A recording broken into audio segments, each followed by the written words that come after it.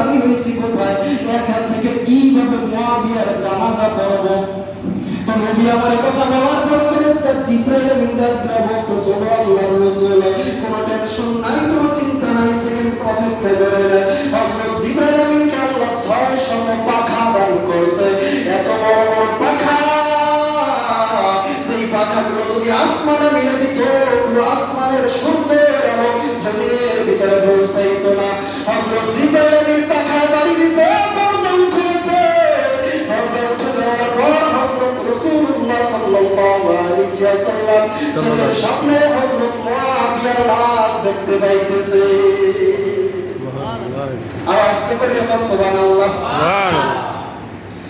এবার হযরত মুআবিয়া রাদিয়াল্লাহু তাআলা আনহু জানাজা পড়ার জন্য রাসূলুল্লাহ সাল্লাল্লাহু আলাইহি ওয়াসাল্লাম যখন দাঁড়াইছেন, হঠাৎ করে দেখলেন অন্ধকারের মতো অন্ধকার হয়ে গেছে, পুরো আসমানের সূর্যের আলো বিলীন হয়ে গেছে, সূর্যের আলো আর দেখা যাচ্ছে না।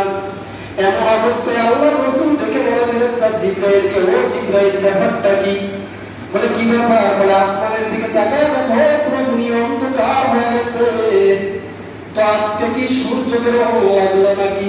তো নবীর কথার পরবর্তীতে ফেরেশতা জিবরাইল আমিন ডাক দিয়ে বলে, ইয়া রাসূলুল্লাহ, কোন রকমের কোন সূর্য বের হলো নাকি নাই, আপনি মুআবিয়ার জানাজা পড়তে দাঁড়াইছেন, আসমানের রহমতের ফেরেশতারা ওই জানাজায় শরীক হইছে, এমন ভাবে ফেরেশতারা আইছে পুরো আসমান ফেরেশতা দ্বারা ঢাইকা গেছে।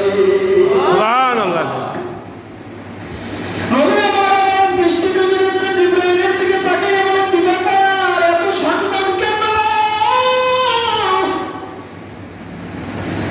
যে মুআবিয়ার জানাজা পড়ার জন্য পুরো আসমান ফেরেশতারা ঢাইকা বলাইছে, তোমার এই কথার পরিপ্রেক্ষিতে ফেরেশতা জিবরাইল আমিন ডাক দিয়ে বলতেছে, ইয়া রাসূলুল্লাহ, ছোট্ট একটা আমল।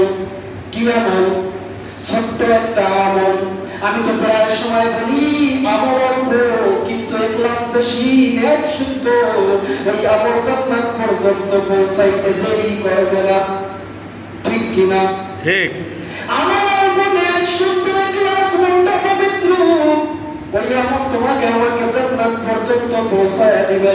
নবী আমার ডেকে বলে, ফেরেশতা জিবরাইলকে, ও জিবরাইল, কোন আমল করছে যে আমলের জন্য মুআবিয়ার জানাজায় এত পরিমাণে ফেরেশতা হইছে, যে ফেরেশতার জন্য পুরো আসমানটা ঢাইকা গেছে।